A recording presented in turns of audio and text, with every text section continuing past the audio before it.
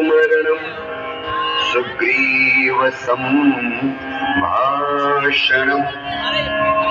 वाणी निग्रहणं समुद्रतरणं लंकापुरी दाहनं पश्चात् रावण कुंभकर्ण हननम् एतद्धि रामायणम्।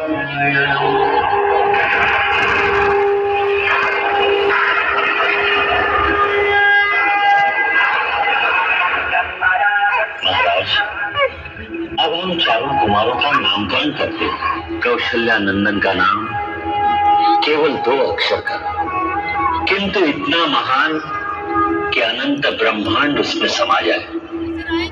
अखिल विश्व को आनंद देने वाले सुखधाम का नाम राम।